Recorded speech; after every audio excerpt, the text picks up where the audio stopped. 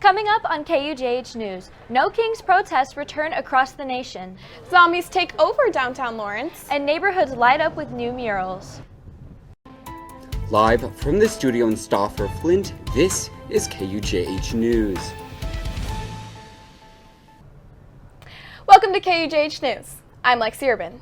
And I'm Emma Coffey. Coming up, we'll have a look at the weather ahead and your forecast for this weekend's game. But first, Vice President J.D. Vance arrived in Israel this week, aiming to maintain a ceasefire between Israel and Palestine. As the president said, there will be torments along the way. It will be difficult, but I feel very optimistic based on my conversation with our Israeli friends and also with our Gulf Arab friends that it's possible that we actually can make peace stick. Locally, protests began Tuesday ahead of an event sponsored by students supporting Israel brought Israeli reservist soldiers to speak on the KU campus.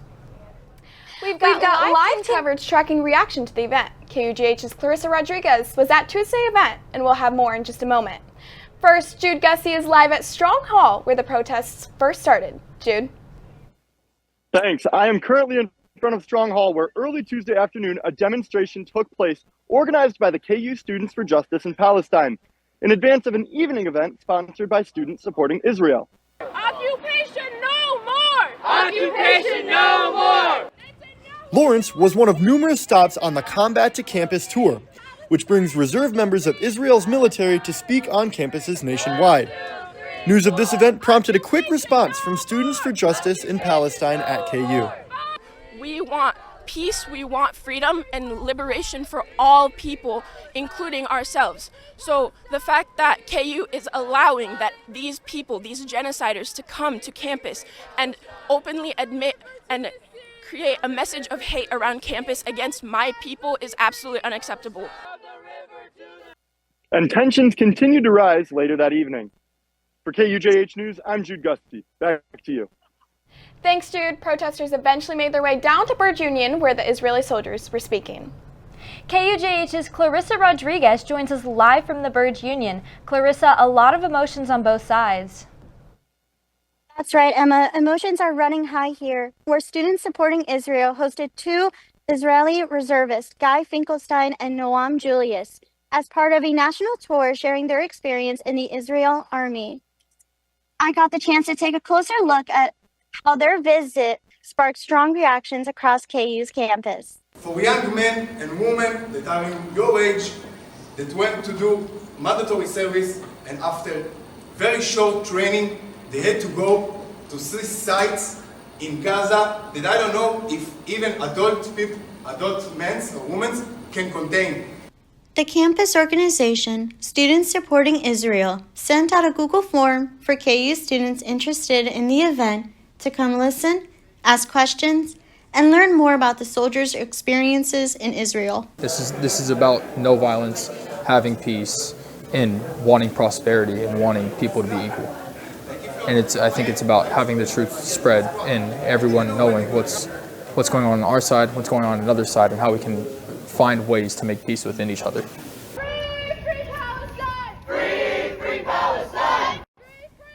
Students for Justice in Palestine showed up at the gathering to protest and voice their concerns. I felt deeply betrayed by KU for even allowing this conference to occur. It's one thing to allow people of a similar nationality to have a club to celebrate that. I don't find there's anything inherently wrong with that. But it's another thing to involve active combatants to come on KU to spout propaganda for a different nation. There were both strong emotions on both sides at this event and how this event impacts both sides. I was sad to see KU and SSI, but mainly KU kind of back this type of conference to allow IOF war criminals, people who have committed a genocide, stories, IDF soldiers come out and they talk about how they have killed children. It's just really sad to see them be invited to our campus. The event wrapped up peacefully, but conversations about the conflict still continue here on campus. Lexi, back to you. Thanks, Carissa. KUJH will continue to cover these events as more unfolds. Thousands turned out for No Kings protests nationwide last Saturday, and many of those people were right here in Lawrence. KUJH's Alex Moore was there as it happened. Hey guys, yeah, I am here at the No Kings protests, and as you can see, there are several thousand people here behind me. This last major protest that took place here in Lawrence was back in June. People from all walks of life came together to protest Donald Trump and his administration, specifically what they claim is the president's authoritarian approach in dealing with major issues facing the country in the current moment. Amongst the protesters was a mother who showed up with her young daughter. I'm worried about the fact that in 2025 we still don't accept everyone as they are, and we need to. We need to not have a president who's allowed to say that they shouldn't be here and to call them worthless trash. More than 2,500 protests took place across the country. That's about 450 more compared to the first national No Kings protest that took place on June 14th. I am seriously worried about the loss of our democracy and the rise of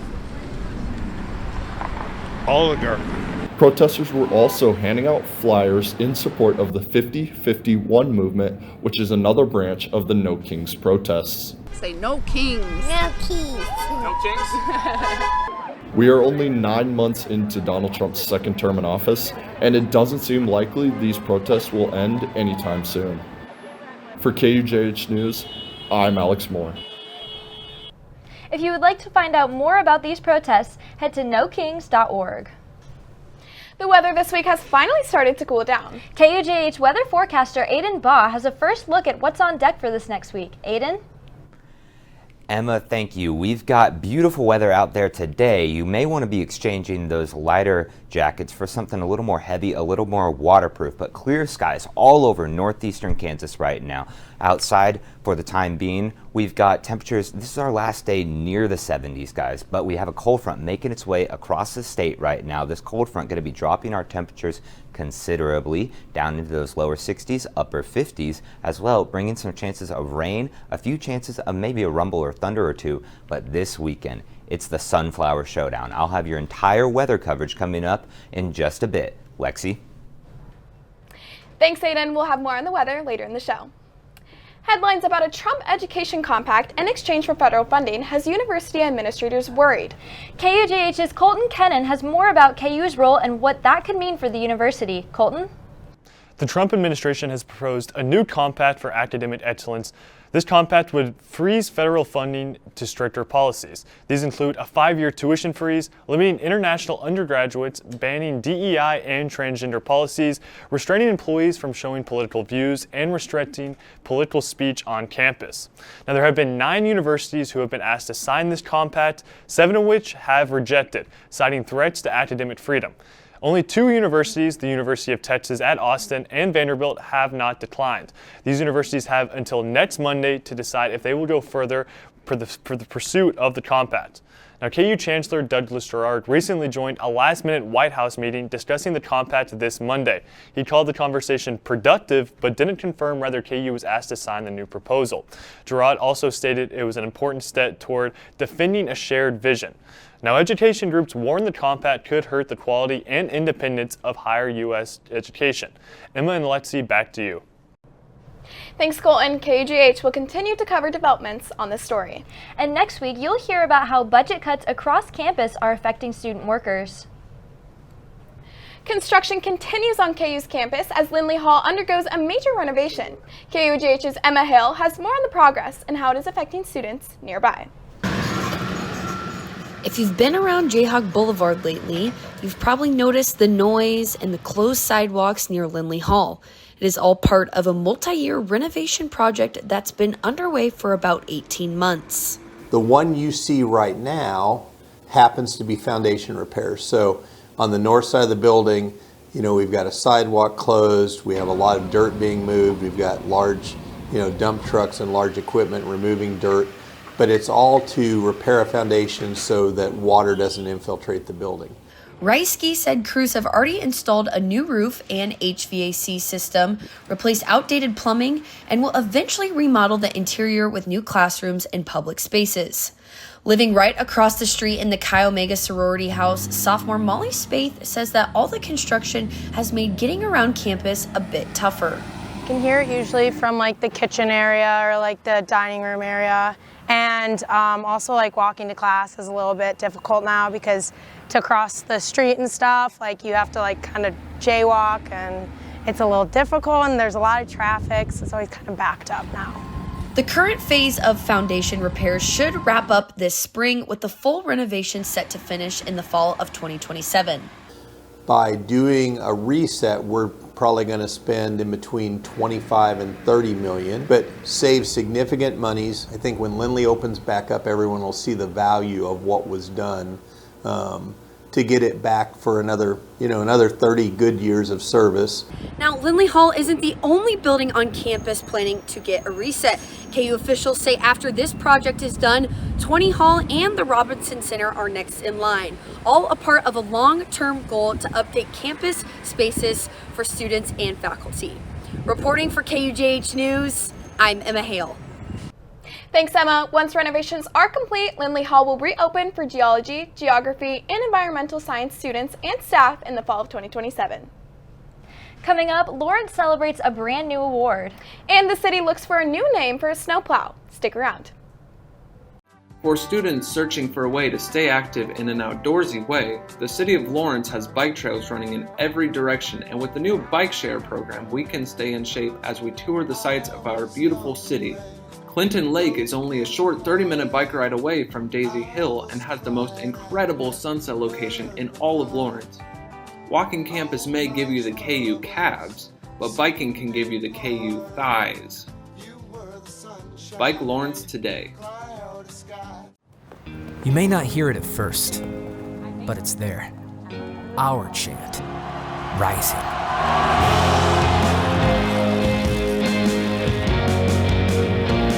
On this summit, callings converge, voices unify into a chorus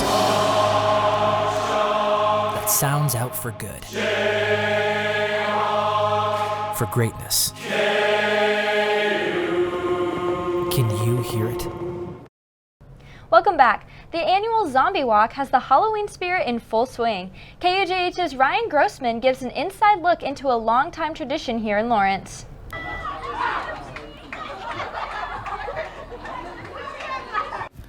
Zombies took over Mass Street as the spooky spirit is in full swing. People of all ages gathered at South Park last Thursday to take part in the 19th annual Lawrence Zombie Walk, an event that showcases costumes of all kind.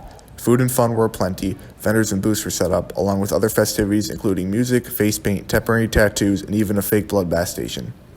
Dave Edwards, a freelance actor, has made an appearance at the event since its beginning. Doing this since the very first one they've had, but luckily the last 2 years I've been able to do the photo booth setup, and so hundreds of people take the pictures with, they call me Lefty, the one-armed zombie. As sundown hits, the festivities end, and participants line up on the east side of Mass Street and walk down all the way to 7th Street or exit at their own leisure, returning on the west side.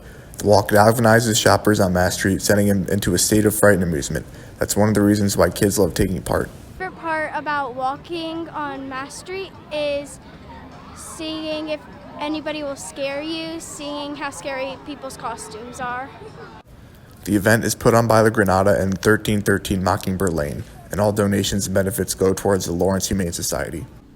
While that crisp fall weather hasn't quite arrived here in Lawrence yet, there's still no better way to celebrate the beginning of Halloween season more than spending it with community, family, and friends at this long-standing Lawrence tradition. For KUJH News, I'm Ryan Grossman. Thanks, Ryan, and tune in next week for more Halloween activities around Lawrence. Aiden is back with a look at our full weather across the state. How's it looking out there? Thank you, Lexi. We've got temperatures around our upper 50s to lower 60s all across northeastern Kansas. 61 here in Olathe. Up in Kansas City, a little bit chillier at 59 degrees. Same with Tonganoxie. Osage City down there, 60 degrees. But here in Lawrence, it's 58 outside right now. We've got a high today for 70 degrees. We're not looking at much in terms of cloud cover, rainfall any sort of real eventful weather today, but keep in mind this will be coming later in the week. Our temperatures are expected to drop later this evening or overnight hours, along with a cold front making its way through the state. By about the 4 o'clock evening hour, a high for 70 degrees. But then as the sun goes down, those temperatures dipping all the way through the 60s down into the upper 50s by about 10 o'clock, 55 degrees. That brings us to our overnight low of about 48 degrees. Now, we do have a small chance of some showers and maybe a few rumbles of thunder rolling through the area later today into tomorrow morning around that 4 a.m. morning hour. Those chances of showers and storms are going to be continuing on through much of your Friday morning. Could get in the way of those of you who have any classes in your early morning hours. That could be something you may want to be prepared for. I know I would not want to be walking to an 8 a.m. class if it's raining outside. That just sounds disgusting. Thankfully, I don't have classes on Fridays. But Saturday, 58 for our high. Showers are pretty likely through most of the day. Sunday, a little bit warmer at 64 degrees, and we are going to be a little bit drier on Sunday as well. However, for your 7-day forecast, that dry weather does not linger around long. Monday into Tuesday, showers are expected to return. Our temperatures dipping down as low as 60 degrees on Wednesday, with another chance of showers coming later that week. Should be a great weekend for some football, though. Lexi, back to you. Thanks, Aiden. I don't know about you, Emma, but I'm glad that cooler weather is finally here. Me too, for sure, Lexi, but hopefully it won't get too cold before all the Halloween activities start up soon. Lawrence is getting national recognition for its quality of life and safety. A new report ranks the city among the best small cities in America. I spoke with residents to see what makes Lawrence stand out. Lawrence was recently named one of the best small cities in America by WalletHub, a financial service firm. The study analyzed more than 1,300 cities using data from the Census Bureau, Bureau of Labor Statistics, and the FBI. Lawrence ranked in the 85th percentile overall and had the top score in Kansas for quality of life. It's an important ranking for the city because we try very hard to make it a safe and welcoming place as we try to attract students and try to attract tourists to town, and so it means a lot for the community.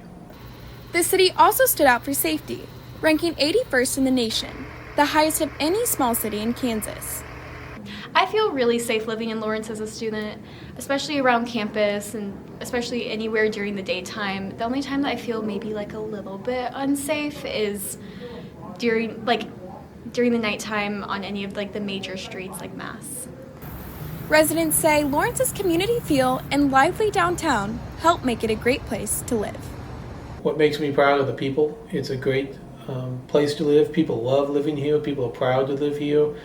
Students come here and then they stay because it's such a great place to live, and so that always makes me proud. Despite lower scores in affordability and economic health, Lawrence still ranked as the best small city in Kansas outside of Johnson County.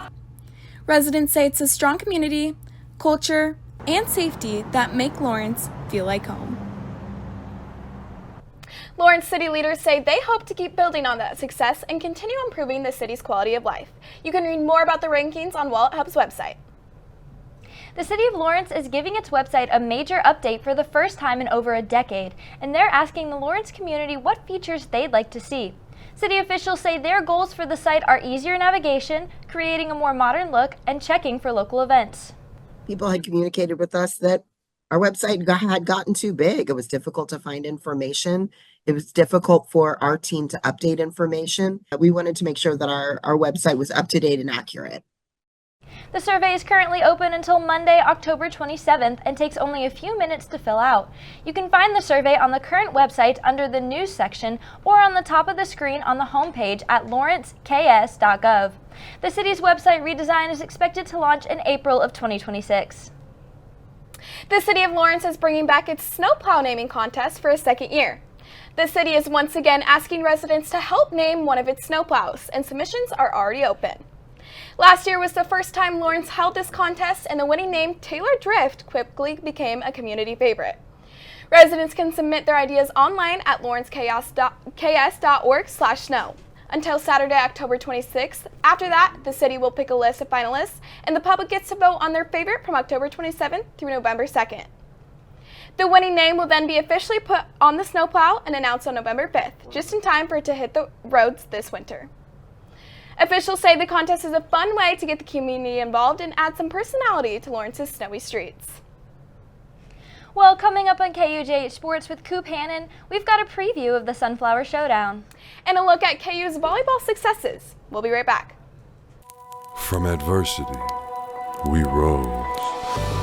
We made history and became pioneers, voyagers, champions, Jayhawks. And when our chant rises, haunting and hallowed, Jayhawks are telling the world what's near. Victory. Welcome back, ladies and gentlemen, to KUJH Sports. I'm your anchor, Cooper Hannon, back and ready to rock and roll. We're going to roll straight into Kansas athletics as we got the Sunflower Showdown this Saturday. An expected sellout at the booth, Kansas Athletics have directed individuals still needing tickets to go through their secondary partner, SeatGeek. A highly anticipated rivalry, KUJH's Trevor Burns has the preview of the matchup and what it means to KU. Take it away, Trev. This year, the storied rivalry between Kansas and Kansas State takes place back on home soil for the 123rd meeting between the two teams. Kansas hopes to break the 16-year losing streak that began in 2009 and set the tone for the remainder of the season. Kansas opens as favorites in this season's matchup for the first time since 2008, which bodes well for the Kansas faithful. For current students, you can say they haven't seen a KU team take down Kansas State in their memory, with the last victory being in November of 2008. And with the losing streak on the line, this year could be a battle for the ages. So I think for Kansas right now, they just really want to get this history snapped. Lance Leipold touched on the importance of students and fans showing up and being loud on Saturday. And we need our students, we need our fans, and again, in a state rivalry game like this, we need it to be special. Kansas looks to break the streak in front of a home crowd this year and set the tone that the university isn't just known as a basketball school, but they can hang with the big dogs of the conference in football as well. This game isn't just important for the rivalry, but also is important for the course of the remainder of the season for Kansas. If they were to win and break the streak, it puts them one game away from becoming bowl eligible for the second time in 3 years. Clearly the buzz is building and the vibe on campus is palpable about Kansas becoming a regular football school on top of our basketball tradition. This also isn't just Kansas State week for football, but also volleyball and baseball, as they both play the in-state rival throughout the week, with volleyball playing inside Allen Fieldhouse for the first time since 2013 on Friday, and baseball playing right across the street on the same day. For KUJH Sports, I'm Trevor Burns. Thanks, Trevor. Although Kansas football has lost the last 16 matchups between K-State, I don't know. The Jayhawks are currently 3-point favorites for Saturday's showdown and could be something different. And while football sets its sights on a rivalry redemption, the women's volleyball team continues setting up wins of their own. After last night's sweep over 10th-ranked TCU, the Jayhawks are riding a 5-match win streak and now turn their attention to tomorrow night. It will be one for the record books as for the first time in more than a decade, the volleyball team returns to Allen Fieldhouse to take in-state rival Kansas State.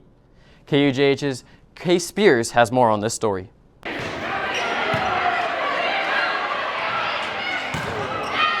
It's been 11 years since Allen Fieldhouse has hosted a volleyball match, but that changes tomorrow as the Jayhawks trade in Porsche Family Volleyball Arena for Allen Fieldhouse. The matchup against K-State adds even more energy, turning this return into one of the most anticipated games of the season. For us, it's another step in our process in terms of can we just keep our consistency there? And Allen Fieldhouse, it's can we change the environment and can we be adaptable and still find ways to be disciplined and succeed? So for me, it's just exciting. This past Monday, head coach Matt Ulmer and some of the players took to Jayhawk Boulevard to get students to come to the rivalry match. This would just be an opportunity to see how many people just really are excited about women's volleyball here at Kansas. How many people could we count on, to maybe want to be season ticket holders or be consistent supporters of the program. So it's a bit of an attraction because it's the first time in a decade. But it's more about me just saying, what do we got here? What are we working with? And not that I'm afraid of growing it, but it's just where are we right now, what's trying to see where we're at. With a sold-out crowd expected, the Jayhawks hope to keep their home dominance alive and make this Allen Fieldhouse appearance one to remember. For the volleyball team, this game is more than a match. For KUJH, I'm Kay Spears. Appreciate it, Case. The first serve will take place tomorrow at 6:30 p.m. in Allen Fieldhouse. Now, just 30 minutes after the match starts, Game 1 of the World Series will begin at Rogers Center between the Blue Jays and the Dodgers. For the Dodgers, they look to be the first team since the 98 to 2000 Yankees to win consecutive World Series titles in a row, while the Jays are looking for their first title since 1993. A wild weekend for sports. When we come back, Aiden Ball will give us the latest on if the weather will play along. You are watching KUJH News. From adversity, we rose. We made history and became pioneers, voyagers, champions, Jayhawks. And when our chant rises, haunting and hallowed, Jayhawks are telling the world what's near. Victory. Weather with KUJH weather forecaster Aiden Baugh. Aiden, what should fans expect for this weekend's game? Any good tailgating weather? Emma, for the Sunflower Showdown, those sunflowers aren't really going to know where to look because I don't expect to see much in terms of sunshine at all on Saturday. For those with pregame festivities, keep in mind 11:30 a.m. for your kickoff. Pregame is going to have to come pretty early in the morning. It's going to start real early for us at my house, but we're looking at a chance of about 30% for some showers, maybe a few rumbles or thunder or two to roll through the Lawrence area pregame before that 11:30 kickoff. But by the time kickoff rolls around, we're looking to be a little bit drier, a little bit warmer at 56 degrees. But I don't expect that those dry conditions to linger around long. Later in the second half and the fourth quarter, chances of showers are expected to return. Could be a pretty rainy game out there, but I'll take rainfall, cool temperatures any day for football over sweltering hot heat like we've had in the past. Lexi, back to you.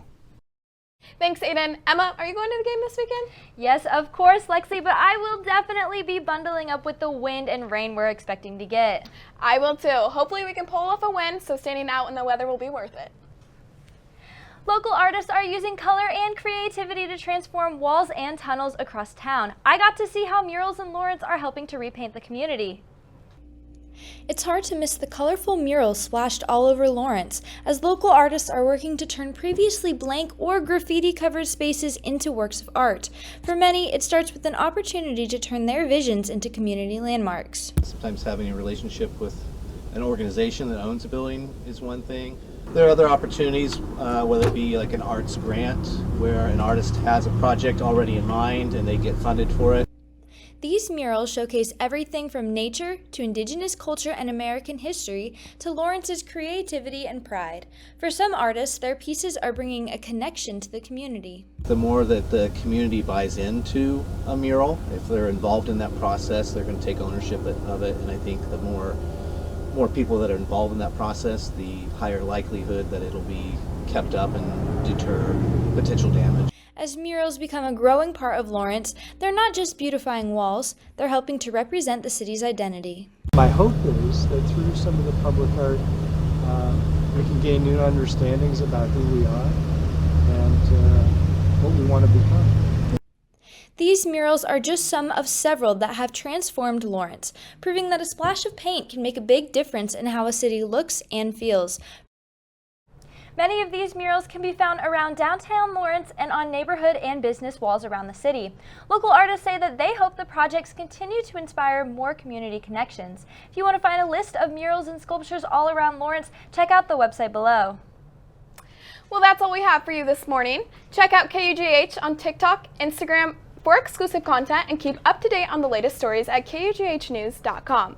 I'm Lexi Urban. And I'm Emma Coffey. KUJH News will be back next Thursday at 11:30 a.m. Have a good rest of your week.